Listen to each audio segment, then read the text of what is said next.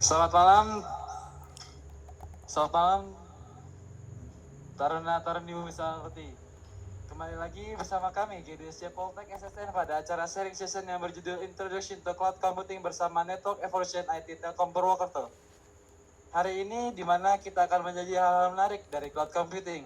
Sebelumnya, kami ucapkan terima kasih kepada seluruh peserta yang telah hadir pada kegiatan malam hari ini. Sebelum memulai acara pada malam hari ini, saya selaku pembawa acara akan memandu rangkaian acara sharing session Introduction to Cloud Computing. Adapun susunan acara yang akan kita laksanakan pada kesempatan kali ini yaitu yang pertama pembukaan, yang kedua sambutan, dan yang ketiga yaitu acara inti, dan yang keempat sesi tanya jawab, dan yang terakhir penutupan. Pada sesi ini, kita akan menjelajahi dan memahami pentingnya cloud computing serta dampaknya terhadap transformasi digital dan inovasi teknologi. Kita juga akan membahas dampak positif dari penerapan cloud computing seperti bagaimana dapat membuat kerja lebih efisien dan inovasi teknologi semakin maju. Selain itu, kita akan mengeksplorasi metodologi yang terlibat dalam merancang, mengimplementasikan, dan mengelola solusi cloud, serta strategi untuk mengatasi tantangan dalam proses transformasi. Baiklah, untuk acara yang pertama yaitu sambutan dari Core Team GDSC Poltek SSN atau Ketua GDSC Poltek SSN kepada Bang Nathaniel Birano Novan Kaputra, kami persilakan. Baik, selamat malam rekan-rekan, saya terdengar? Oke. Baik, saya mulai. Assalamualaikum warahmatullahi wabarakatuh. Selamat malam seluruh rekan-rekan Taruna dan juga pembicara. Yang saya hormati, pembicara pada malam hari ini, Bang Muhammad Ananta Futurrahman beserta rekan-rekannya. Yang saya hormati juga seluruh core team GDSC Poltek SSN serta rekan-rekanku, adik-adikku karena tingkat 1, 2, dan 3 dari Politeknik Siber Sandi Negara yang saya banggakan. Pertama-tama mereka panjatkan puji syukur pada Tuhan Yang Maha Esa karena atas rahmat dan nikmatnya kita dapat berkumpul bersama secara virtual untuk mengikuti kegiatan webinar cloud computing yang di-host oleh tim GDSC. Selanjutnya saya ucapkan terima kasih banyak ya kepada pembicara yang sudah berkenan untuk membagikan ilmunya pada malam hari ini, ilmu yang sangat berharga ini, kepada seluruh rekan-rekan Poltek SSN. Saya juga mengucapkan terima kasih kepada core team yang sudah mengkoordinasi sehingga kegiatan ini dapat kita mulai pada malam hari ini. Tidak lupa juga saya ucapkan terima kasih kepada seluruh rekan-rekanku Taruna dari Politeknik Siber Negara yang berkenan hadir dengan antusias sampai penuh nih Google Meet-nya. Sampai mungkin rekan-rekan yang lain tidak kebagian untuk join karena saking antusiasnya. Saya ucapkan terima kasih banyak. Saya mohon maaf selaku perwakilan dari core team GDSC dan juga Taruna GDSC, mohon maaf kepada pembicara apabila dalam perancangan awal, komunikasi awal, hingga mungkin pelaksanaan dan mungkin nanti sampai selesai ada perkataan atau perbuatan kamu yang kurang menyenangkan atau mengenakan, kami mohon maaf sebesar-besarnya. Saya berharap ilmu yang pembicara sampaikan, dari tim pembicara sampaikan kepada kita semua, kepada Taruna Poltek SSN dapat bermanfaat dengan baik. Karena tema ini cukup penting ya, cukup penting di masa sekarang, yaitu terkait cloud computing. Karena cloud computing ini memungkinkan kita untuk melakukan controlling dari jarak jauh, kita bisa menghemat ruang dan waktu melalui cloud computing ini. Jadi kalau teman-teman mengikuti perkembangan zaman, perkembangan teknologi, ini teman-teman sudah tahu ya terkait ya Apple Vision Pro, terkait IoT, terkait ya banyaklah teknologi cloud computing ini yang dimanfaatkan di dunia nyata saat ini dan sangat berharga sekali ilmunya. Saya berharap dari pertemuan malam hari ini, webinar pada malam hari ini, teman-teman bisa mendapatkan ilmu, setelah itu bisa mengembangkan ilmunya di kampus Politeknik Siber Negara. Terakhir saya mengucapkan selamat mengikuti kegiatan, selamat belajar, selamat mendapatkan ilmu, Semoga apa yang kita harapkan dapat dikabulkan. Demikian, kurang lebihnya mohon maaf. Wassalamualaikum warahmatullahi wabarakatuh. Terima kasih, saya kembali kepada MC. Waalaikumsalam warahmatullahi wabarakatuh. Terima kasih kepada Bang Nathaniel Novan Kapetra atas sambutannya. Beranjak ke acara yang kedua, yaitu acara inti penyampaian materi dari K. Muhammad Ananta Fatur Rahman, Cloud Specialist dari Network Evolution Research Group IT Telkom Purwokerto. Pada sesi ini, kita akan menjelajah berbagai aspek cloud computing, mulai dari infrastruktur hingga keamanan dan bagaimana teknologi ini mengubah lanskap TI di seluruh dunia. Kita juga akan membahas tentang inovasi terkini dan bagaimana Nef Research Group berkontribusi dalam evolusi cloud computing. Untuk itu, mari kita mulai sesi ini dengan memperkenalkan narasumber kita, yaitu K. Muhammad Ananta Fatur Rahman dari Nef Research Group, seorang ahli di bidang cloud computing yang akan membuka wawasan kita pada malam hari ini. Baiklah, kepada Bang Muhammad Ananta Fatur Rahman, kami persilahkan. Oke, terima kasih banyak Mas Andika. Selamat malam teman-teman semua dari PSSN ya. Suaranya aku jelas kan ya, Mas, Mbak? Jelas, Bang. Jelas Mas, jelas. Oke. Mungkin aku langsung share screen kali ya, Mas. Oke. Entire screen. Slideshow.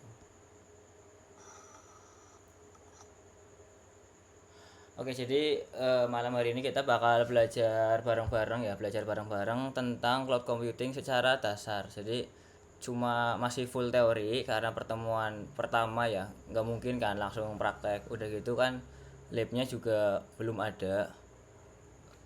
Oke, mungkin sebelumnya ini ya. Langsung aja mungkin ya perkenalan ya. Ini aku jujur agak gugup. Biasanya itu paling banyak itu di 50 peserta aku ngisi acara. Baru kali ini di 100 ya. Jadi sebelumnya minta maaf barangkali ada agak gagap lah dalam penyampaian materi. Oke, jadi perkenalan semuanya teman-teman. Nama aku Muhammad Ananta Fatur Rahman, biasa dipanggil Fatur. Aku ini dari Riset Group Network Evolution, biasa dipanggil Nef ya, dari IT Telkom Purwokerto. Jadi kayak dari Telu-nya Purwokerto gitu. Jadi Nef ini itu di bawah Fakultas Telekomunikasi. Kebetulan aku mahasiswa informatika angkatan 22. Jadi aku sama kayak teman-teman semua masih semester 4, belum terlalu banyak ilmunya. Jadi ya kita belajar bareng-bareng aja. Barangkali teman-teman ada yang mau connect link ini, aku bisa cek link dari link ini aku di webnya aku di anantafatur.dev. Oke, jadi malam hari ini kita bakal belajar beberapa topik ya. Yang pertama ini perkenalan, habis itu kelebihan, terus ada tentang pembiayaan di cloud computing, terus yang terakhir yaitu di global infrastructure. Oh iya, barangkali ada pertanyaan ya Mas Mbak, bisa langsung di drop di ini aja pesan, ntar langsung tak jawab atau di akhir gitu. Santai aja, sama aku santai, tinggal ngikutin peraturan dari PSSN nya. Oke, pertama ini introduction ke cloud computing. Oke, jadi ya jelas ya baru pertama belajar, kira-kira teman-teman ada yang pernah baca nggak nih tentang cloud computing adalah apa? Teman-teman ada yang pernah baca nggak? Atau pernah make pas di kampus gitu, dapat matkulnya, atau dikasih tugas dosen buat deploy aplikasi, terus teman-teman pakai cloud computing ketimbang deploy di laptop sendiri gitu? Ada nggak nih teman-teman yang pernah make atau tahu definisinya berdasarkan Google gitu?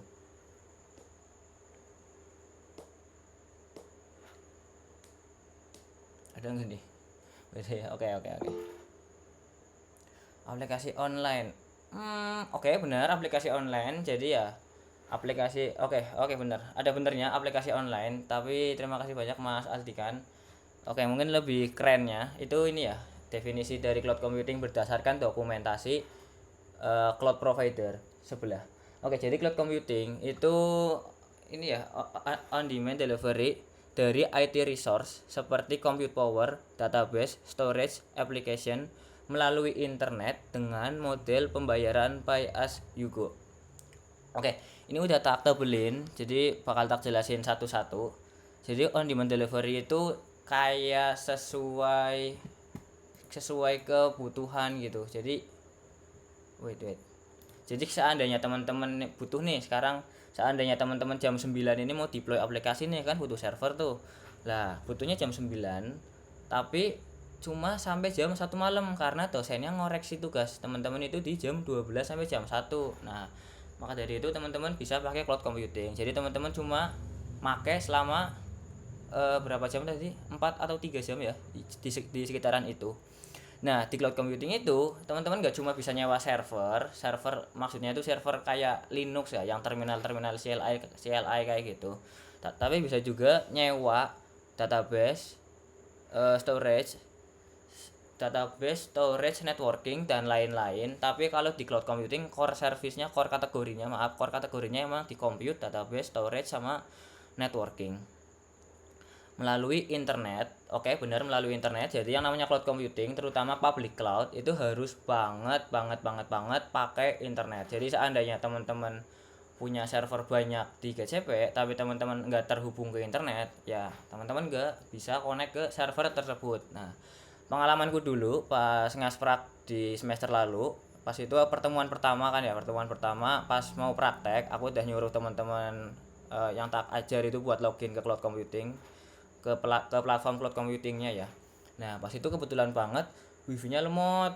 Akhirnya ya langsung tak bilang, jadi ya cloud computing kalau mau ngakses harus melalui internet. Kalau internetnya lemot bakal kesusahan untuk mengakses cloud computing.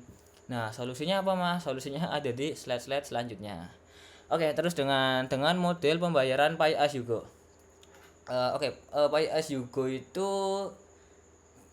dalam arti sederhananya itu kayak apa ya, kayak bayar sesuai yang teman-teman pakai.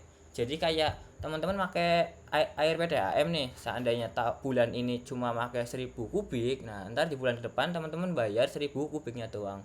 Tapi seandainya teman-teman cuma pakai 500 kubik air, teman-teman cuma bayar sih 500 kubik air tersebut.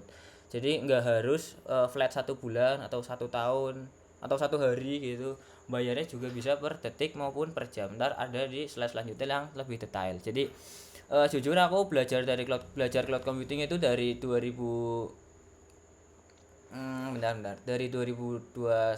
sampai 2020 sampai 2021-an. Habis itu aku di semester 2 disuruh ngasprak big data cloud computing, di situ aku disuruh bikin modul karena pas itu aku asprak pertama.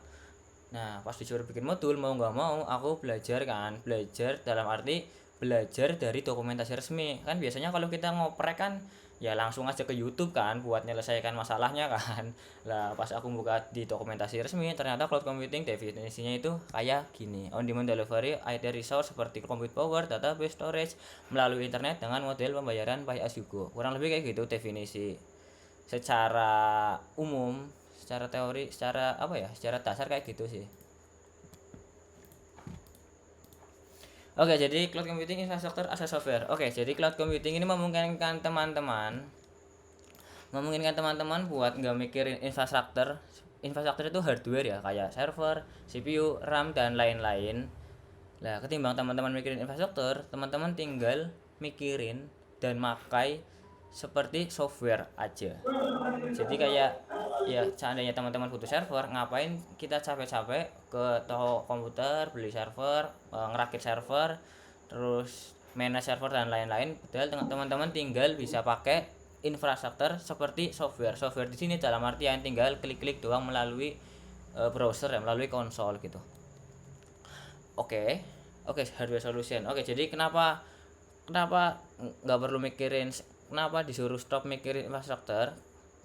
Oke, yang pertama hardware itu perlu ruang, jelas yang namanya data center itu perlu ruang. Terus perlu staff juga buat nge-manage-nya ya. Habis itu perlu physical security. Jadi kayak nggak semua orang boleh masuk data center tersebut gitu. Terus juga ada perencanaan sama capital expenditure. Nah, capex ini dalam arti itu kalau bahasa Indonesianya itu kayak modal awal gitu. Jadi seandainya teman-teman nih mau beli laptop nih, itu kan perlu modal awal kan. Contohnya laptop 10 juta, maka modalnya di 10 juta. Nah, gimana kalau server Mas? Server lebih mahal lagi, bisa puluhan juta bahkan ratusan juta, dan gak cuma satu kan biasanya kan kalau bangun data center.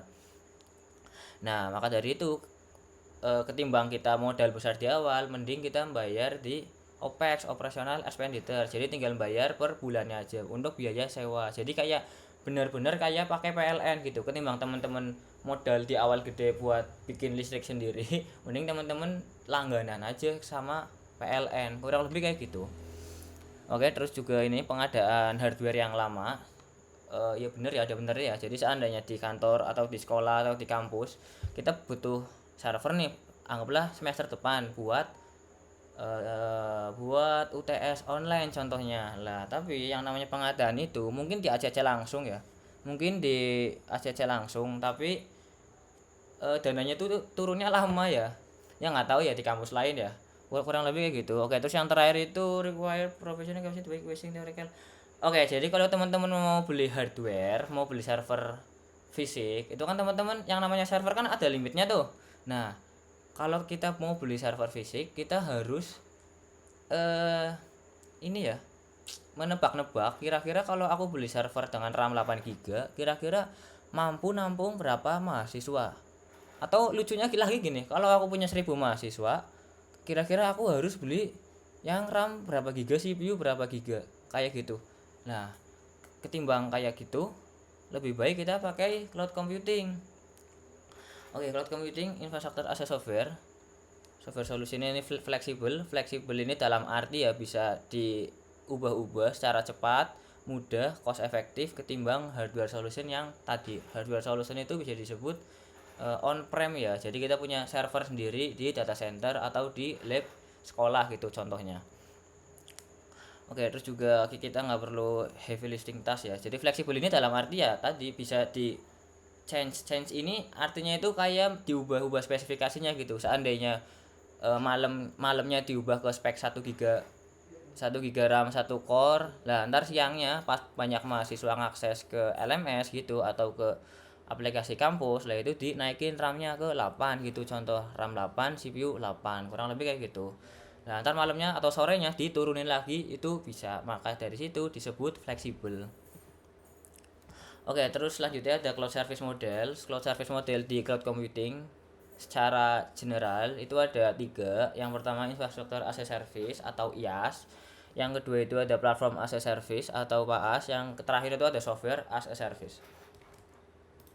Oke, platform infrastructure as a service itu, jadi cloud computing itu si GCP ya. Cloud computing kan teknologi kan. Lah ada beberapa vendor yang nyewain. Jadi kayak Amazon, Google, Microsoft, dia tuh beli banyak server. Terus dia share sama dia itu server tersebut itu disewain ke publik, ke kita. Lah maka dari itu dia disebut public cloud. Nah, apa aja yang disewain, Mas? Nah, apa aja yang disewain itu ada 3 ini. Yang pertama ada infrastruktur. Infrastruktur itu yang paling mudah dipahami itu kayak sewa VPS atau virtual machine.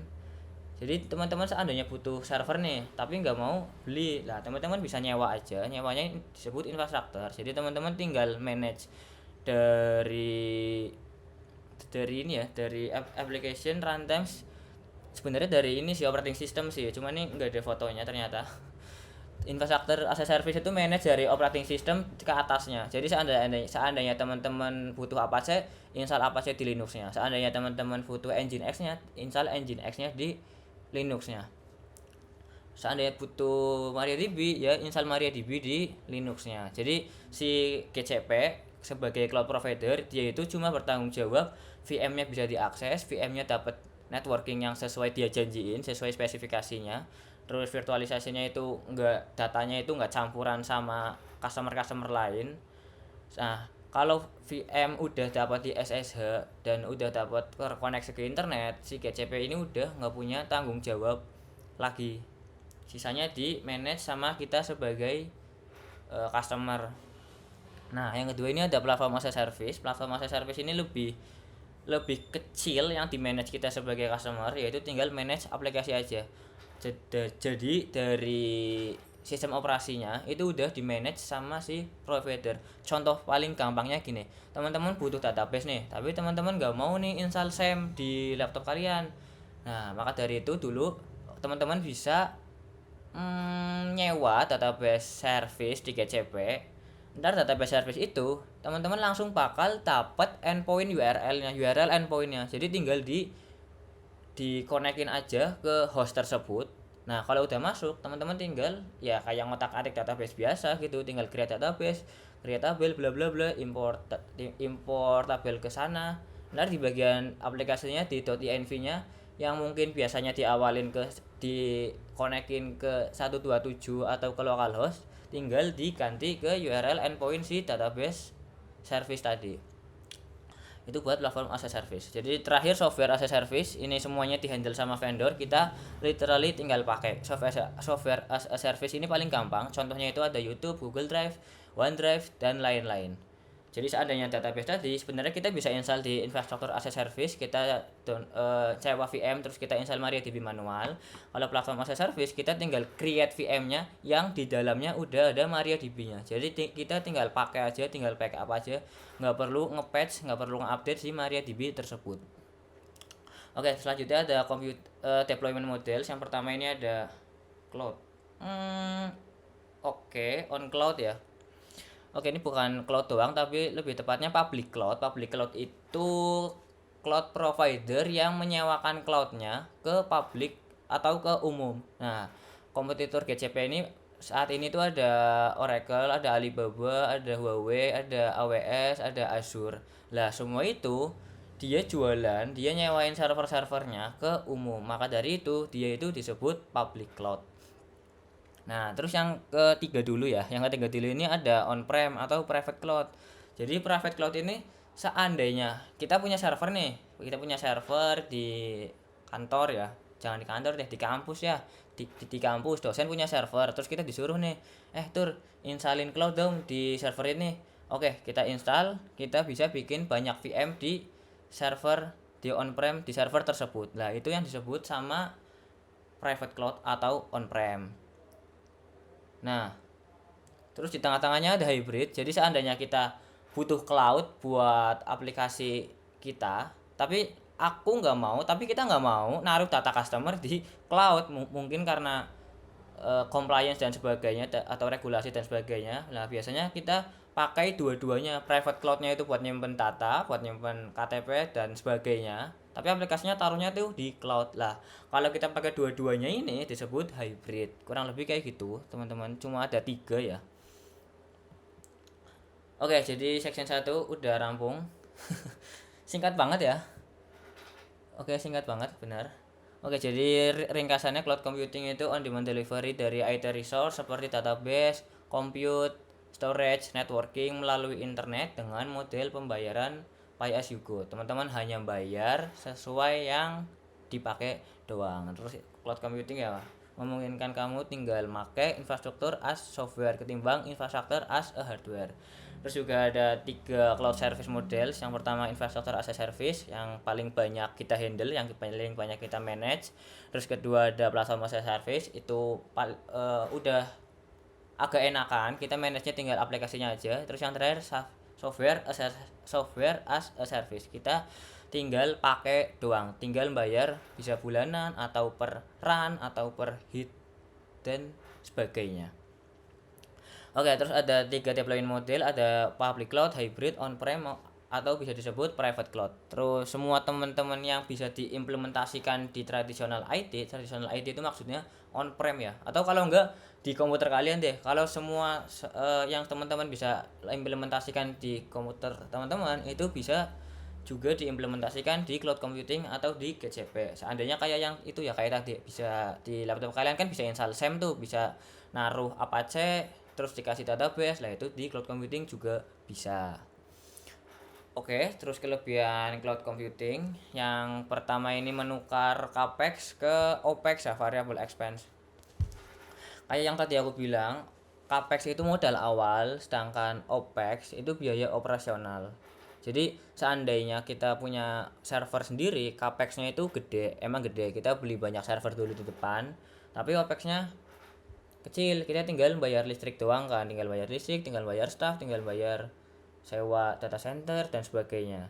Tapi kalau kita pakai cloud itu capex-nya itu benar-benar bisa dibilang hampir nggak ada, karena buat perusahaan provider seperti GCP, AWS, Azure itu sistemnya nyewa dan bayarnya itu di bulan depannya gitu. Jadi seandainya bulan ini aku pakai, ntar ditagihnya itu di bulan depan tanggal 5, contohnya kayak gitu. Jadi ya buat dibilang modal awalnya ya hampir nol, kita tinggal bayar operasional expenditure atau OPEX. Terus juga ini ya, teman-teman hanya bayar sesuai yang dipakai di cloud tersebut. Seandainya kita VM-nya nyala 1 jam, kita hanya bayar 1 jam. Seandainya VM kita nyala 1 detik, nah ini aku nggak tahu nih kalau di GCP, tapi kalau di AWS seandainya VM kita nyala 1 detik itu di charge-nya 1 menit, jadi minimal di charge 1 menit. Iya 1 menit juga di charge. Jadi teman-teman kalau mau butuh VM cuma 10 menit contohnya buat demoin aplikasi di depan kelas atau presentasi tugas besar gitu, cuma butuh 1 jam 2 jam itu bisa banget, dan biayanya nggak mungkin mahal, nggak mungkin lebih dari 50.000 kalau cuma 2 jam dengan spesifikasi yang nggak tinggi banget. Oke, terus juga ada economy of scale. Economy of scale ini sederhananya tuh kayak GCP bisa dapat harga murah dari hardware karena dia belinya itu grosir. Nah, teman-teman bisa dapat barang lebih murah kalau ke toko grosir. Nah, GCP juga kayak gitu. GCP beli server banyak langsung ke vendor. Lah, maka dari itu GCP dapat harga yang lebih murah ketimbang kita customer beli satuan ke vendor tersebut. Lah, maka dari itu GCP modalnya dia lebih murah. Maka dari itu si GCP ini bisa ngejualin ulang, bisa nyewain ulang dengan biaya yang lebih rendah. Itu yang dinamakan economy of scale. Nah, economy of scale ini juga nyerempet juga ke region. Jadi seandainya region yang customer-nya paling banyak, itu pasti biaya service yang di sana itu makin murah. Kenapa gitu? Karena server di sana itu udah banyak, makin banyak, masih ingat, makin banyak si GCP ini, makin banyak server si GCP ini bayarnya itu makin murah buat belinya. Kalau di AWS sih biasanya sih kayak di US East gitu, kayak di region pertama dia berdiri gitu. Kalau di GCP aku jujur kurang paham ya, soalnya aku backgroundnya itu di AWS. Tapi buat cloud general semuanya itu sama aja, nggak ada beda sama sekali. Jadi sebenarnya GCP sama AWS sama Azure dan lain-lain itu cuma beda penamaan guys, konsepnya sama, cuma benar-benar beda penamaan. Jadi seandainya teman-teman uh, semester depan nih mau ambil Stupen Bangkit, itu boleh banget teman-teman tinggal belajar GCP. Ntar seandainya teman-teman pas kerja disuruh megang AWS itu pasti 1 bulan langsung mahir, nggak ngulang dari awal, tinggal ngapalin ulang nama-nama service yang di GCP tapi di AWS, cuma kayak gitu. Oke, terus ada stop queuing capacity. Jadi seandainya teman-teman mau bikin server di data center, itu kan teman-teman harus nebak-nebak nih, kayak yang tadi aku bilang. Kalau aku beli 8 GB RAM, takutnya sepi yang akses, ntar jadi mubazir. Tapi kalau seandainya aku turunin di 6 GB atau 4 GB, takutnya malah kurang nih spesifikasinya, jadinya bingung kan. Lah, maka dari itu cloud computing hadir untuk mengatasi permasalahan ini. Nah, di cloud computing itu ada yang namanya scaling. Jadi scaling itu seandainya e-commerce itu dia flash sale setiap 2 jam contoh. E-commerce tersebut setiap 2 jam kan traffic dia kan naik nih, contohnya kayak gini nih, dia naik. Lah, ketika traffic naik, si auto scale ini bakal ngebuatin server baru secara otomatis buat ngehandle request yang dia terima. Nah, kalau udah turun lagi, kalau udah kayak gini ya, anggaplah kita mundur nih, kalau udah turun lagi kayak gini, ntar servernya bakal di terminate yang sisanya. Jadi servernya tetap ada, tapi sisa 1-2 gitu buat ngehandle traffic normal. Tapi seandainya rame lagi, dia bakal nge-auto scale lagi. Jadi ya kalau kita bikin di awal ya nggak usah gede-gede spesifikasinya. Kita kalau takut dihajar dari customer, tinggal terapin yang namanya auto scaling. Tapi kalau takut dihajar sama serangan DDoS, bisa pakai service anti DDoS dari cloud provider masing-masing. Itu ada. Oke, ini increase speed and agility. Jadi kalau kita on-prem, itu kan kita harus ini nih, harus pengajuan barang, beli dulu, ngerakit dulu, masang dulu, install sistem operasinya dulu, belum lagi install virtualisasinya dulu dan lain-lain lah. Ketimbang kita, mungkin teman-teman ada yang familiar ya sama logonya gitu, kayak pernah lihat tapi di provider mana ya Mas? Tadi sampai mana? Oke, jadi ketimbang kita lama-lama kayak gitu, kalau kita pakai cloud computing, seandainya kita butuh server 32 core 64 GB RAM, saat itu juga kita tinggal klik doang selayaknya software, dan server tersebut bakal ready dalam satuan menit gitu. Oke, rangkumannya, jadi cloud computing ini memungkinkan kita menukar modal awal ke biaya operasional ya, karena kita nggak perlu beli server di awal, kita tinggal bayar biaya sewanya doang gitu. Oke, terus juga kita bakal dapat benefit dari massive economy of scale ya, kayak yang tadi aku bilang, si KCP ini dia beli servernya harga grosir, maka dari itu dia bisa ngejolin ke kita sebagai customer lebih murah. Terus juga memungkinkan kita nggak perlu nebak-nebak kapasitas, kita tinggal bikin yang spek-spek normal aja, terus kita terapkan yang namanya auto scale. Kalau rame servernya bakal nambah sendiri. Oke, nambah ini bisa dua arti nih, bisa yang awalnya 1 jadi 2, atau yang awalnya 1 kecil spek 1 core 1 giga itu bisa jadi 2 core 2 giga. Jadi bisa horizontal sama vertikal, yang awalnya 1 jadi 2, terus yang awalnya 1 giga jadi 2 giga itu. Oke, terus juga kita kita ya meningkatkan kecepatan ya, yang tadi aku bilang. Terus juga kita nggak perlu ngabisin duit buat maintaining data center, kita tinggal bayar sewa aja udah clear physical security, yang manage server, yang buang harddisk yang udah nggak kepakai, yang ngancurin harddisk udah nggak kepakai, itu semuanya yang handle cloud providernya, kita nggak perlu mikirin hal-hal tersebut. Terus yang terakhir ini go global in minutes ya, tadi karena cloud computing ini cepat, jadi seandainya kita butuh aplikasi di US nih, kita butuh aplikasi di US, kita tinggal pindah region ke US, tinggal create VM di sana, udah beberapa menit server kita udah bisa diakses dari Indonesia atau dari tempat lain gitu.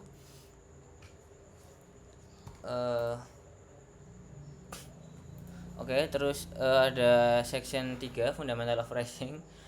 Jadi ini sebenarnya cloud computing agak susah ya. Jadi cloud computing ini aku sering bilang ke teman-temanku kalau cloud computing itu ilmu mahal ya.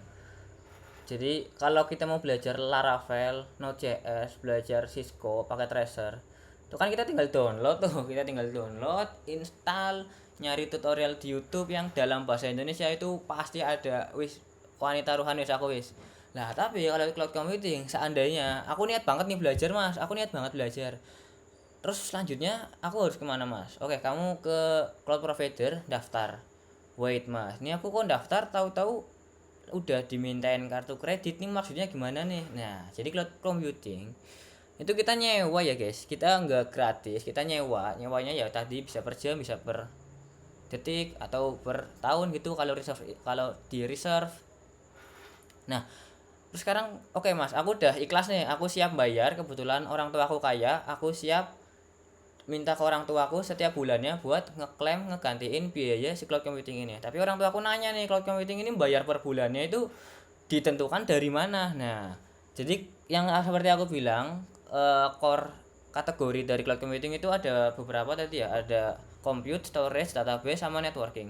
Di sini cuma ada 3. Jadi yang pertama itu compute. Teman-teman buat compute itu kayak VM, VPS, kayak apa ya? Ya kayak virtual box diinstalin Linux lah, kurang lebih kayak gitu. Tapi dia punya IP public. Itu bayarnya itu bisa per jam atau per detik, bahkan per detik lah. Terus juga berdasarkan instance type tadi, itu kayak 1 giga RAM 1 core CPU itu harganya lebih murah ketimbang 4 giga RAM 4 core CPU. Jelas ya, kan nggak mungkin nih speknya tinggian ini tapi lebih murahan ini, atau setara, itu nggak mungkin. Jadi buat compute itu cuma bayar hal tersebut doang. Wait Mas, bukannya oke Linux kan gratis nih, jadi kita tinggal bayar VM-nya doang. Terus kalau Windows gimana? Bukannya bayar ya? Apa dipinjemin juga nih sama GCP-nya? Nah, kalau Windows atau Windows Server atau Mac OS dan yang lain-lain mungkin kayak Rocky Linux gitu yang ada Linux yang dijual juga. Nah, itu bayarnya itu bisa dua ya. Yang pertama itu teman-teman bener-bener nyewa kayak tadi, bayarnya itu per jam lagi. Jadi setiap jamnya teman-teman bayar buat VM-nya, satu lagi buat lisensinya. Tapi ada juga yang namanya bring your own license. Jadi teman-teman bawa lisensi sendiri, terus tinggal di apply ke VM tersebut. Jadi teman-teman nggak kena biaya lisensi. Itu buat compute. Tapi compute ini jane nggak sesederhana itu ya. Kan di compute ada yang namanya storage tuh, ada ya komputer kita juga perlu storage kan buat nginstal sistem operasinya. Lah storage ini biasanya di charge-nya itu per giga.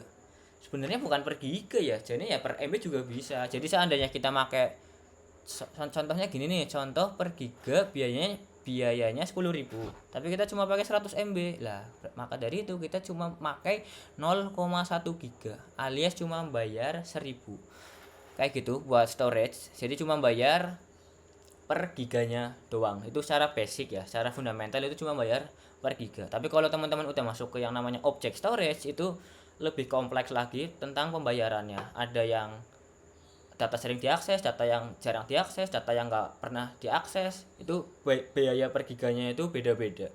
Oke, terakhir ini ada networking atau data transfer. Jadi semua outbound itu internet keluar ya, yang awalnya dari GCP server keluar ke internet ke kita, ke kos kita, ke AWS, ke Azure dan lain-lain, itu bayarnya itu per giga. Nah, tapi seandainya ada data yang masuk ke GCP-nya, itu biasanya gratis dengan catatan ini ya, dengan beberapa pengecualian. Gratis ini contohnya itu kayak kita ngupload ini data di object storage ya, di object storage. Jadi seandainya object storage itu kayak Google Drive loh. Jadi kita bisa nyimpen file apa aja di situ.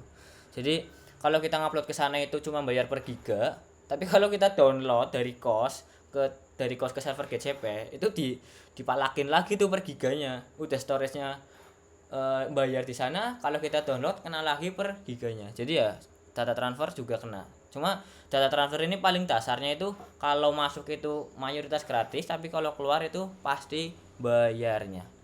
Kurang lebih kayak gitu buat fundamental. Oke, terus juga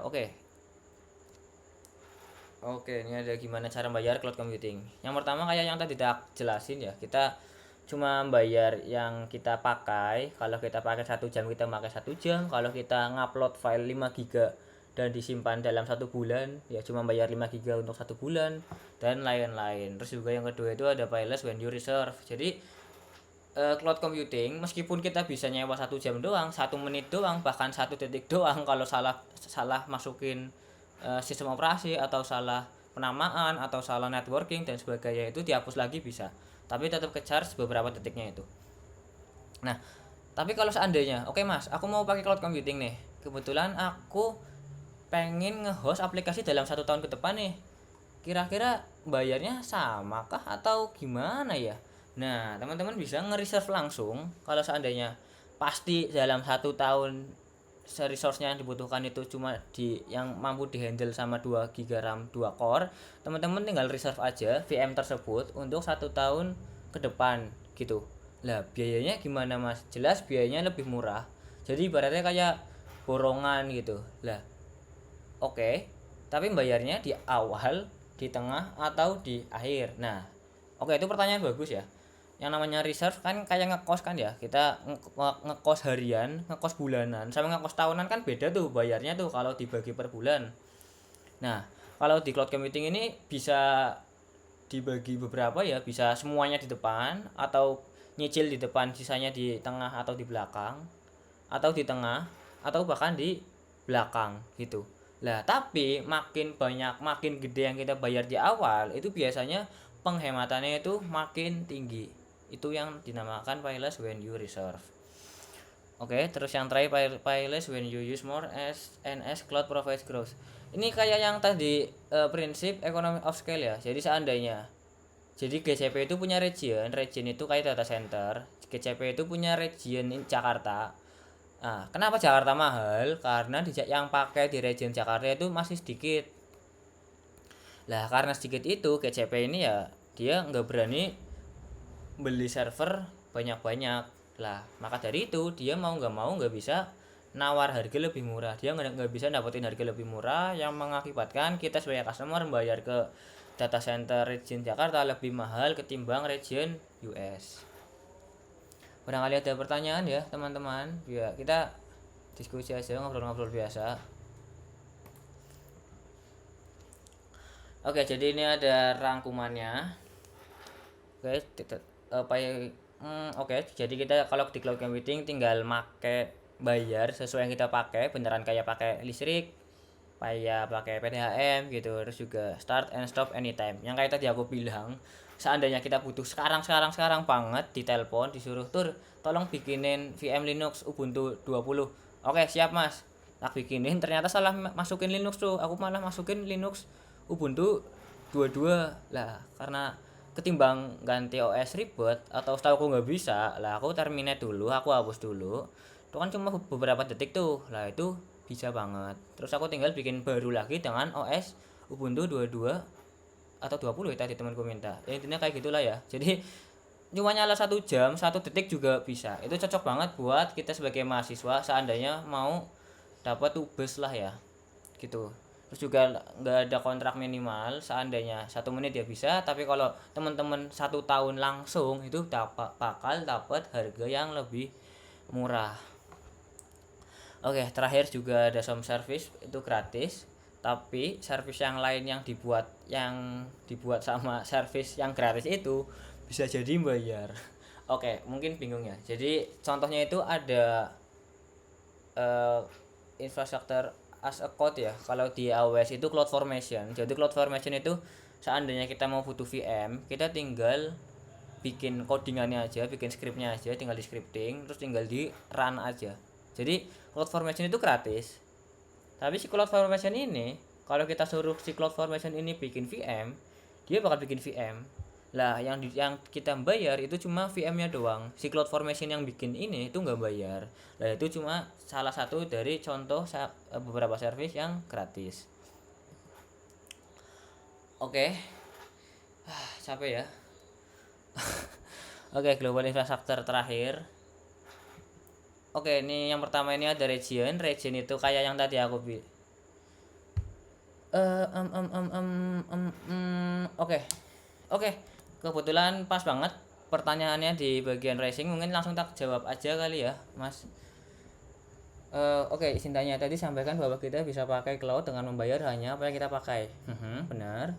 Lalu untuk metode pembayarannya nanti itu via apa ya, Mas? Misal debit, kredit atau apa ya, Mas? Lalu semisal kita lupa untuk membayar, apa kita akan ditagih terus atau nanti mekanismenya bagaimana? Oke. Oke, paham. Ini jadi kayaknya Mas Aldi ini agak tertarik ya sama cloud computing ya. Mungkin dia ada rencana bikin akun GCP dan sebagainya. Oke. Metode pembayaran. Yes, pertama itu metode pembayaran karena GCP, Azure, Microsoft itu perusahaan internasional, maka mereka itu cuma nerima kartu kredit maupun debit card. Lah, debit card kartu kredit ini biasanya dia cuma nerima Visa sama Mastercard. Jadi GPN itu setauku ya, ini bukan yang ledek ya, setauku itu belum disupport. Nah, oke, sekarang pertanyaannya itu, wait Mas, aku mahasiswa nih, belum ada penghasilan juga ditransfer orang tua tiap bulan. Terus gimana ceritanya aku mau belajar cloud computing kalau daftarnya aja harus pakai kartu kredit atau kartu debit? Nah, sebenarnya teman-teman itu bisa bikin bank, namanya Bank Jago. Ini aku bukan promosi, tapi aku benar-benar kebantu sama yang namanya Bank Jago. Jadi kalau kita bikin Bank Jago itu dapat satu virtual credit card. Jadi kayak dapat kartu tapi virtual, nggak ada fisiknya. Tapi meskipun virtual, kita bisa pakai untuk melakukan pembayaran di di GCP, di provider cloud computing gitu. Kurang lebih kayak gitu. Jadi nggak bisa transfer, nggak bisa bayar pakai Dana, nggak bisa bayar ke Alfa atau ke warung-warung di sebelah rumah kalian ya. Oke, terus semisal kita lupa membayar nih atau sengaja pura-pura lupa lah ya, anggaplah wah udah lulus ini. Nah, apa kita ditagih? Yes, kita bakal ditagih yang namanya utang kan ya, meskipun gak disamperin sampai rumah, meskipun gak di blacklist by checking ya, namanya utang dibawa mati. Nagihnya itu cuma by email, nggak mungkin di telepon, nggak mungkin di WA orang tua kalian, cuma by email. Tapi seandainya udah 2 bulan 3 bulan nggak dibayar, itu akun GCP atau AWS atau yang lain itu bakal di suspend atau diblokir. Seandainya teman-teman suatu saat bikin lagi, itu pasti ke detect langsung dan bakal diblokir lagi karena dianggap customer kurang ajar, kurang lebih kayak gitu. Udah semua kan ya mas aku jawabnya, metode pembayaran sama mekanisme kalau nggak bayar. Jadi bayarnya itu biasanya kalau di AWS itu di bulan depan tanggal 5-nya gitu. Seandainya lupa 1 bulan 2 bulan masih dibiarin, akun masih bisa diakses, service masih jalan, tapi mungkin di bulan ketiga service bakal disuspend dan akun nggak bisa login, cuma langsung diarahin ke menu billing doang. Aku dulu pernah kayak gitu karena lupa nggak bayar. Pas itu aku mau pergi keluar kota, pas itu server webku, pas itu tuh jam 1 malam ya, aku udah siap-siap, webnya nggak bisa diakses jam 1 malam. Aduh, pusing udah mau keluar ada masalah di server ya, akhirnya tak tinggal mau kemana lagi, udah ditunggu sama jemputan. Oke, oke, sama-sama. Makasih juga udah ngajak diskusi Mas Aldi. Oke, yang terakhir ini ada global infrastructure, ini ada region. Region itu geographical area. Jadi ya, region itu kayak data center yang besar banget yang ada di suatu jadi bilang kayak negara ya kalau kecil ya. Tapi kalau di US sana di negara bagian. Lah, data ini bisa direplikasi ke beberapa region dengan catatan kita yang ngereplikasi. Jadi kayak dia copy to another region gitu. Nah, terus antar region 3CP ini dia itu komunikasinya itu cepat karena melalui kayak nggak melalui internet gitu loh, melalui intranet, melalui jaringan internal. Jadi lebih cepat ketimbang melalui internet sana di luar sana.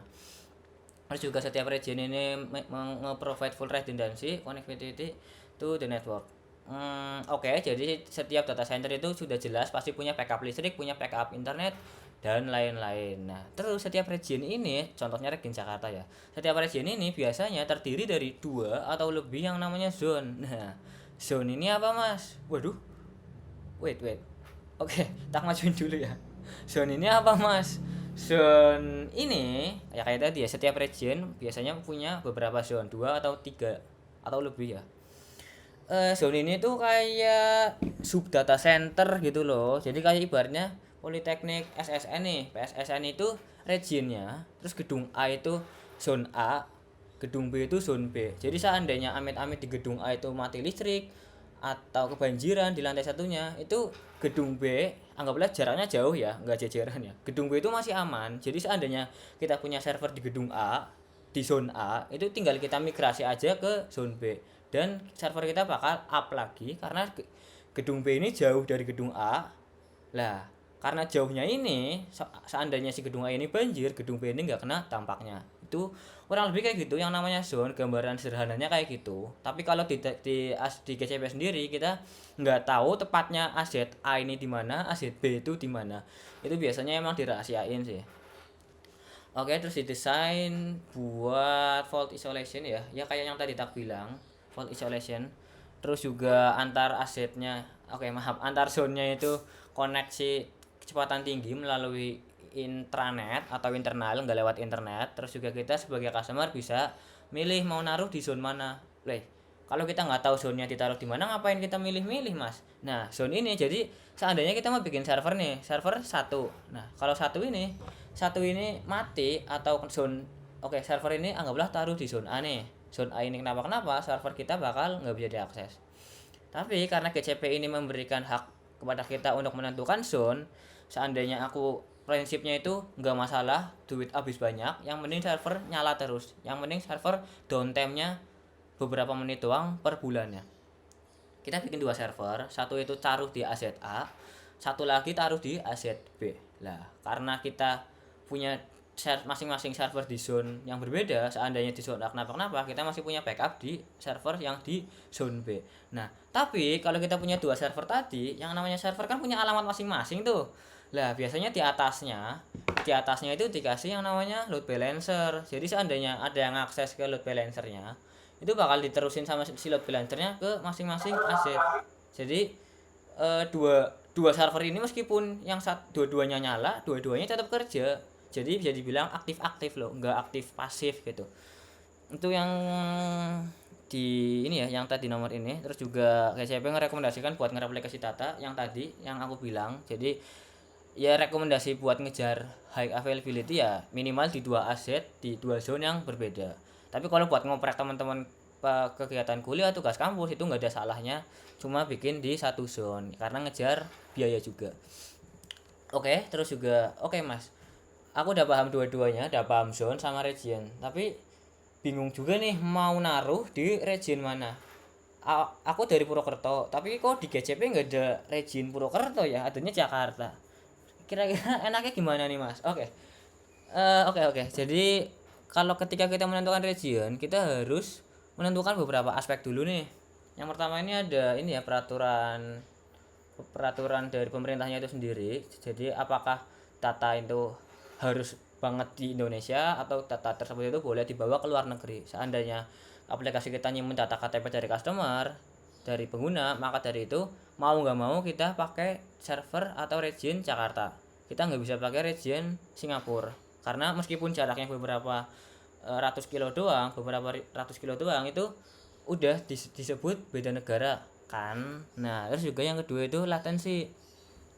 Oke, mungkin teman-teman yang sering main ML ya, main Muntun, itu teman-teman sering ngerasa nih, ngelag banget latensinya tinggi. Nah latensi tinggi itu karena server dan kita itu terlalu jauh. Seandainya aku dari Purwokerto connect ke Jakarta sih masih dekat ya, masih satu negara ya. Tapi gimana ceritanya kalau connect di US sana? Kan jauh tuh. Koneksi connect, dua-duanya bisa ngobrol, bisa komunikasi, tukeran data. Tapi kan karena terlalu jauh tadi, karena yang namanya ngegame itu kita butuh very very low latency, kita bakal marah-marah terus tuh. Gimana ceritanya ngegame tapi malah bikin emosi. Lah begitu juga buat si cloud computing ini. Kalau customer kita banyakan di US, kita deploy di US. Kalau customer kita banyakan di Australia, kita deploy di Australia. Begitu juga kalau paling banyak di Indonesia. Oke, sekarang gimana ceritanya kalau awalnya kita dari Jakarta, dari Indonesia, terus buka cabang lagi di US? Ya kita jalanin aja dua-duanya. Kita punya server di Jakarta, terus juga kita punya server satu lagi di US. Nah, terus gimana ceritanya? Yang US dilempar ke server US, yang orang Indonesia dilempar ke server Indonesia. Itu teman-teman bisa pakai yang namanya TNS dari GCP jelas. Aku kurang paham namanya apa. Jadi itu ada algoritma buat nerusin traffic berdasarkan region yang request. Jadi kayak if yang request dari non Indonesia dilempar ke atau non Asia dilempar ke server US, tapi kalau yang request itu dari Asia dilempar ke server Jakarta. Kayak gitu. Terus juga masing-masing service itu enggak semua region itu punya service yang sama. Ada region yang servicenya masih sedikit, biasanya region yang baru berdiri. Nah, seandainya kalau nggak ada service yang kita butuhkan di situ, atau seandainya kita butuh VM tapi kita cuma butuh 1 GB RAM, tapi di region itu nggak ada, ya mau nggak mau kita geser sedikit ke Singapura contoh. Terus juga cost. Nah, seperti yang aku bilang tadi di awal, cost itu beda-beda berdasarkan region. Yang region yang udah tua, yang region yang udah lama itu pasti lebih murah ketimbang region yang baru dibangun. Jadi gitu, buat nentuin region teman-teman nggak bisa saya enak jidat kalau udah ada deal-dealan sama customer. Tapi kalau buat ngoprek-ngoprek, saranku kalau nyari yang paling murah US. Tapi kalau benar-benar ngejar latensi di Jakarta gitu. Kalau buat ngoprek di US ngelag nggak apa-apa, namanya buat ngoprek kan ya, buat diri sendiri. Tapi kalau buat di presentasi di dosen itu di Jakarta biar nggak diserang. Kenapa naruh server di luar Mas? Gimana data-datanya ntar? Gimana kalau kominfo tahu Mas? Gitu guys. Oke, ini gambarannya. Jadi seandainya digambar itu kayak gini. Ini GCP nih paling atas nih. Dalam GCP itu ada region US sama region Jakarta. Lah di dalam region ini ada zone, minimal itu 2 zone, tapi biasanya lebih. Bentar dingin. Nah, zone A ini di dalam region 2 ini itu bisa saling terkoneksi melalui internal networking, jadi lebih cepat. Jadi seandainya zone A ini kenapa-kenapa, kita masih punya zone B. Jadi anggaplah ini PSSN. Nah, zone A ini anggaplah gedung A, zone B ini gedung B. Tapi dengan catatan jaraknya jauh ya. Gambarannya kayak gitu buat GCP, region, and zone. Oke, jadi rangkuman keempat ini jadi global infrastructure dari cloud computing itu hal paling dasar itu region sama zone. Tapi lebih dari itu ada point of presence, ada edge location buat cache, buat CDN dan lain-lain. Terus juga milih region ini berdasarkan compliance requirement atau ngejar latency atau service yang ada itu di mana atau ngejar harga gitu. Ditentuin aja sesuai kebutuhan teman-teman. Terus juga setiap zone itu ini ya secara fisik itu terpisah. Jadi zona A sama zona B itu bukan satu gedung cuma dibedain nama, enggak, itu dua gedung yang terpisah. Bahkan biasanya itu ada jarak minimalnya gitu. Jadi seandainya di gedung A ada bencana alam, gedung B itu diharapkan enggak terkena dampak dari bencana alam tersebut. Dia juga punya redundant power, networking, and konektivitas. Sampai ya. Oke teman-teman, kurang lebih kayak gitu buat aku. Laptopnya panas banget weh. Barangkali teman-teman ada pertanyaan ya. Oke, silakan banget. Oke, barangkali teman-teman ada pertanyaan, ayo kita diskusi. Ada waktu setengah jaman lagi. Kita sambil minum ya guys.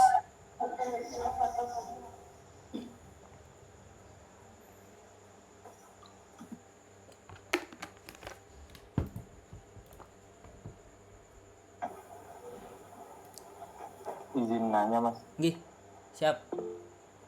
Ya. kalau misalkan servis cloudnya itu hidup, itu kan lupa dimatiin misalkan. Nah itu nanti bakal ditagih terus nggak? Apakah tagihannya tuh bakal melunjak atau nanti bisa mati sendiri gitu?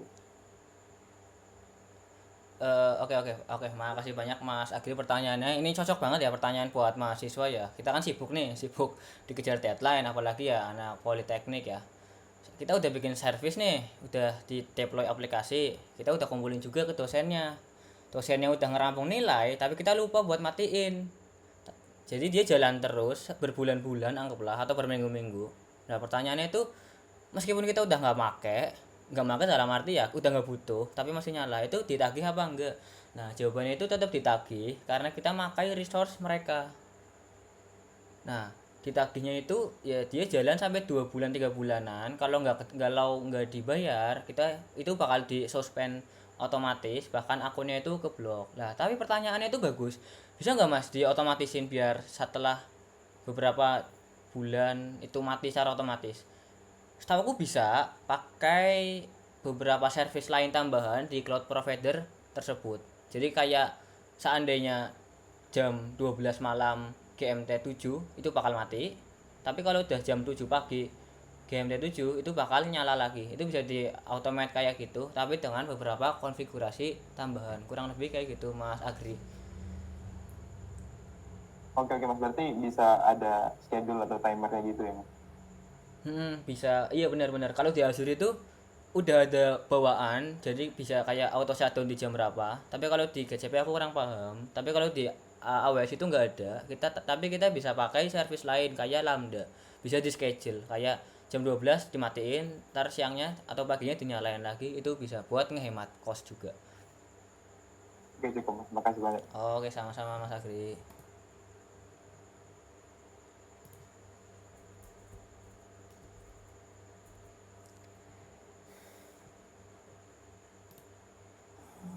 Izin bertanya, Kak. Iya, Mas. Monggo, Mas. Jadi saya izin bertanya terkait segi keamanannya. Ini apakah cloud computing ini udah bisa simpan data yang udah dienkripsi, Mas? Atau bahkan data yang dienkripsi itu bisa diolah? Seperti mungkin menerapkan homomorphic encryption atau zero canonic proof gitu, Mas. Jadi semisal saya menyimpan data di sebuah penyedia cloud itu, Mas, misal ada serangan, jadi penyerang itu nggak bisa, meskipun mengambil data saya itu nggak bisa melihat apa yang saya simpan gitu. Oke, pertanyaannya keren banget ya buat anak PSSN, karena ya di PSSN sendiri barangkali ada teman-teman yang dari non PSSN. PSSN itu nggak ada informatika. Kemarin aku ngobrol, adanya itu kriptografi sama jurusan apa lagi gitu. Jadi masalah enkripsi di cloud itu bisa beberapa ya. Bisa kita upload data raw ke cloud terus di cloud itu mau dienkripsi atau enggak, tapi biasanya sih auto enkripsi ya. Lah cuma yang namanya enkripsi ini, aku kalau salah minta tolong dikoreksi ya mas, soalnya aku yang pertama informatika yang kedua semester 4 belum belajar enkripsian.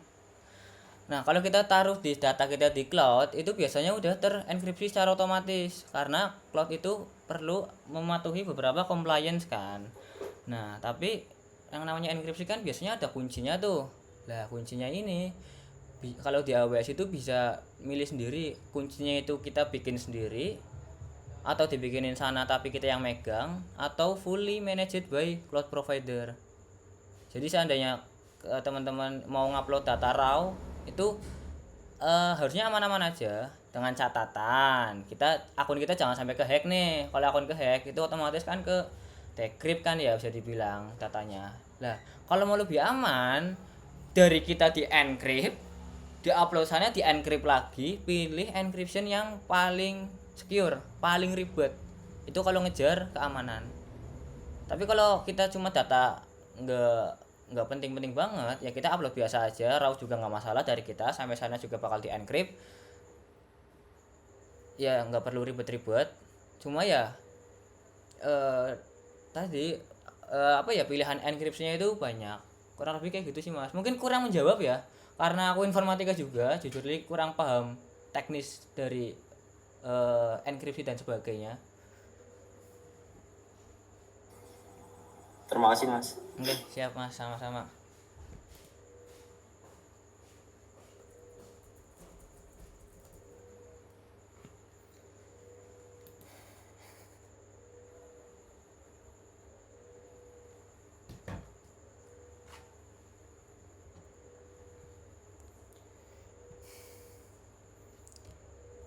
Oke, mungkin ada barangkali ada yang mau nanya ya. Bisa nggak nih sih mas?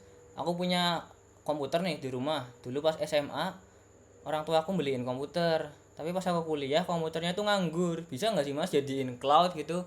Jadi komputernya itu bisa dijadiin server, bisa dibikin beberapa VM lagi di komputer yang di rumah. Jadi aku yang lagi di kampus itu bisa ngoprek di server rumah. Jadi yang bayar listrik ya orang tua. Jadi kita nggak perlu bayar bulanan ke provider. Itu bisa banget. Aku izin share ya. Aku punya home server. Itu aku pakai ESXi. Waduh, kelihatan ya. Ininya bookmarknya gimana ceritanya. Oke, namanya ESXi. ESXi itu kayak GCP kurang lebih kayak gitu, tapi lebih sederhana. Di ESXi ini kita bisa bikin beberapa virtual machine di atas host machine ya. Jadi komputer satu, tapi di dalam komputer itu kita bisa bikin komputer virtual. Nah ini aku contohnya gini, aku bisa punya 8 virtual machine, beberapa jalan, beberapa lagi mati. Ada Windows, ada Linux, ada Windows, ada Linux, ada juga Mac OS. Jadi ada, tapi data hapus. Nah speknya harus tinggi nggak sih mas? Enggak juga. Ini aku juga pakai server juga cuma i7 ya, cuma kayak komputer ya, komputer rumahan biasa. Cuma masalah memori aku emang tak gedein di awal, biar seandainya aku butuh suatu saat udah ready gitu memorinya, nggak perlu beli-beli lagi. Ya meskipun jujur-jujuran ya jane mubazir sih. Cuma ya namanya manusia kan kadang gelap mata ya. Nah kadang gelap mata ngelihat kita upgrade sesuatu yang kita suka secara maksimal kan pasti seneng gitu. Nah selain ESXi kita juga bisa pakai yang namanya Proxmox. Bentar, oke ini ada pertanyaan dari Mas Bayu. Oke bentar, bentar. Selain ESXi ada juga yang namanya OpenStack ya guys. OpenStack itu kayak tadi, kayak ESXi, tapi dia itu open source, sedangkan ESXi itu closed source dan berbayar. OpenStack ini open source dan free dan gratis. Oke, ini aku punya 2 OpenStack. Yang satu ini punya aku pribadi di kos. Ya di kos aku masang server ya. Jadi jangan bilang ibu kosku kalau aku nambah komputer baru. Nggak tahu ya tiap bulannya dia kena tagihan berapa. Jadi ini ya. Jadi kita bisa punya cloud dengan spesifikasi kecil. Nah, ini contohnya cuma 4 CPU. RAM itu cuma 8 GB. Itu bisa. Lah, tapi aku juga punya ini, bukan punya ya, megang OpenStack itu private cloud yang tadi aku bilang di awal, punya SMK Telkom Purwokerto. Kebetulan aku yang ngehandle di sana. Di sana itu spesifikasinya itu gede, agak gede. CPU-nya itu totalnya itu di 32, di 40. RAM-nya itu di 62, storage-nya itu di 6 tera. Wait, kok ada 3, Mas? Maksudnya ditumpuk kah? Oke, jadi 3 ini itu di cluster gitu loh. Jadi pertama kita bikin controller. Controller itu kayak core-nya, otaknya, apa ya? Ketuanya lah. Controller, jadi aku bikin lagi OpenStack buat compute 1, compute 2. Nah, setelah jadi, aku konekin nih si compute ini ke controller tadi. Jadi satu web OpenStack ini aku bisa bikin VM, terus ntar bakal ditanyain mau ditaruh di zone mana, mau taruh di physical server mana, mau compute 1 kah, compute 2 kah, atau di controller. Itu juga bisa. Jadi OpenStack ini teman-teman barangkali ada waktu luang bisa banget ngoprek. Lucunya bisa juga teman-teman nyewa VM di GCP terus diinsalin OpenStack juga bisa. Ya namanya belajar nggak ada yang salah lah ya, kurang lebih kayak gitu. Buat seandainya teman-teman bertanya-tanya kayak tadi, bisa nggak sih bikin cloud sendiri tapi speknya pas-pasan, bisa. Kalau speknya gede itu juga lebih keren. Oke, oke. Ada pertanyaan lagi dari Mas Bayu Dharma. Saya kan dari prodi sistem informasi nih. Menurut Mas Fatur, perlu nggak sih anak sistem informasi belajar cloud computing? Soalnya di prodi saya kan IT-nya nggak terlalu fokus, sekarang kebanyakan bisnisnya. Oke, manuk akal ya. Jadi sistem informasi, kebetulan di Telkom aku itu ada beberapa prodi ya. Ada sistem informasi, teknik informatika. Teknik informatika itu benar-benar hardcore ya, ngodingnya keras, matematikanya keras, tulis tangannya keras, lapraknya, networkingnya keras. Tapi kalau sistem informasi, dia itu networkingnya dasar, database-nya dasar, ngodingnya dasar, bisnisnya dasar, dan lain-lainnya itu dasar. Jadi cuma kayak mempelajari kulit-kulitnya doang gitu kalau kurikulum sistem informasi yang aku lihat di kampusku. Nah, pertanyaannya Mas Bayu ini keren ya. Saya dari prodi informasi, perlu nggak sih belajar belajar cloud computing? Oke, kalau pertanyaannya perlu belajar cloud computing ya jadi nggak perlu banget ya. Cuma yang namanya belajar kan nggak salah juga ya. Kalau pertanyaannya perlu nggak sih anak sistem informasi belajar? Ya perlu ya, karena setiap manusia wajib hukumnya buat menuntut ilmu. Tapi juga nggak ada salahnya juga Mas kalau kamu belajar cloud computing. Kamu kan ini eh, dengan belajar cloud computing, otomatis kamu hard skillnya itu lebih lebih di atas teman-teman kelasmu yang lain yang cuma belajar database dasar, cloud computing dasar, bahkan mungkin nggak pernah megang, cuma teori, juga teorinya nggak jelas gitu. Jadi gitu, belajar aja, toh juga nggak harus masuk ke database-nya, bisa nggak harus masuk ke compute-nya, nggak harus bisa Linux-nya, belajar aja secara teori, habis itu masuk, mungkin belajar sampai modul-modul dasar, mungkin kayak identity access management, terus object storage dan sebagainya. Jadi seandainya kamu sebagai anak sistem informasi ngobrol sama anak teknik informatika itu masih nyambung gitu loh, nggak bingung kayak hah siapa, rasaku aku di kelas nggak diajar kayak gitu loh, nggak kayak gitu. Kurang lebih kayak gitu Mas Bayu Dharma. Makasih banget pertanyaannya, ini keren ya Mas Bayu dari sistem informasi, antusias belajar cloud. Kita apresiasi sih semua orang yang niat belajar di luar bidangnya. Oke, barangkali ada pertanyaan lain, mungkin satu pertanyaan lagi kali ya, udah pada capek kayaknya nih anak-anak PSSN ya. Oke, satu lagi guys, boleh.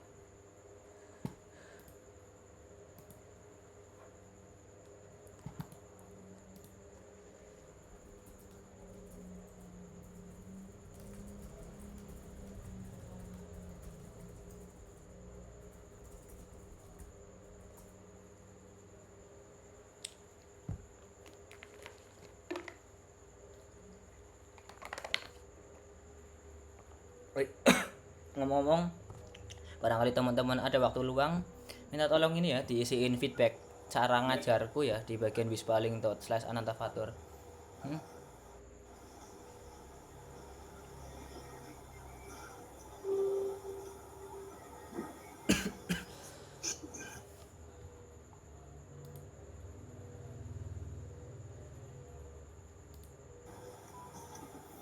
Mas,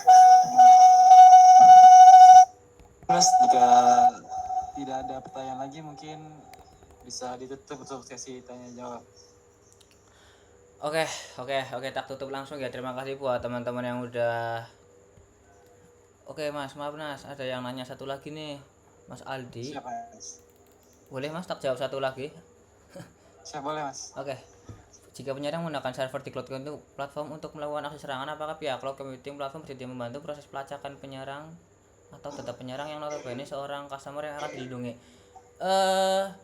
Harusnya iya. Soalnya kan kalau dia bikin data center di Indonesia, otomatis dia patuh sama peraturan pemerintah. Nah, peraturan pemerintah itu, ya aku nggak tahu ya, barangkali anak PSSN lebih paham. Jadi seandainya kita keberatan nih ada yang nyerang dan IP itu kelihatan banget nih dari IP public si cloud provider tersebut, dan serangan itu merugikan bisnis kita. Nah, kita mungkin bisa lapor ke polisi. Polisi itu ngasih surat tugas buat ngebuka data siapa pemilik IP public tersebut di platform tersebut. Pasti si cloud provider tersebut mau nggak mau pasti ngasih info, karena dia pas awal pendirian itu udah setuju kalau seandainya ada minta data dengan catatan ada surat tugas resmi dan lain-lain, dia bakal ngasih. Paham nggak Mas sama jawabannya aku? Bersedia sih, bersedia. Saya kira menolak memberi data customernya. Iya juga ya. Oke, mungkin setiap perusahaan beda-beda, tapi mungkin barangkali Mas Andika pernah belajar tentang kayak gini di kampusnya, bisa minta tolong dibantu.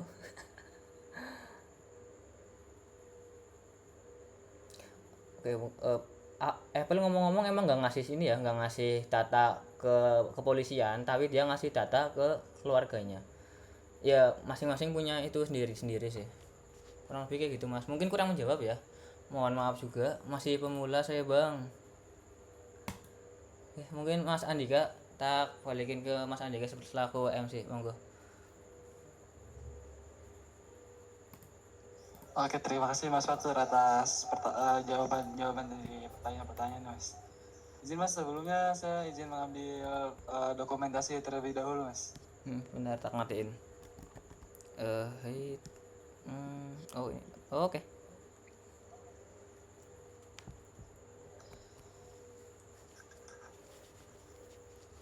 Izin Mas, untuk dokumentasi akan diambil dalam hitungan 3, 2, 1.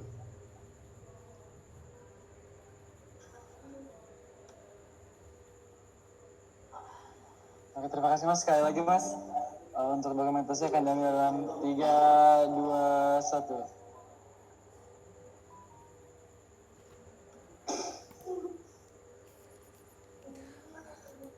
Oke, terima kasih Mas Fatur. Iya, sama-sama Mas. Mungkin cukup untuk sesi tanya jawab. Terima kasih kepada Mas Fatur sebagai narasumber dan seluruh peserta yang telah bergabung dalam webinar ini, baik dari Poltek SSN maupun dari Institut Teknologi Telkom Purwokerto, Mas. Semoga informasi yang Mas Fatur sampaikan dapat bermanfaat dan membuka lebih banyak peluang untuk kami semua dalam dunia cloud computing, Mas. Amin. Mungkin saya selaku pembawa acara, mohon maaf apabila terdapat kesalahan dalam memandu acara pada malam hari ini. Sampai jumpa di kesempatan GDSC berikutnya. Terima kasih, selamat malam. Oke, terima kasih Mas Andika, terima kasih core team dari PSSN, terima kasih semuanya. Sama-sama, Mas Fatur.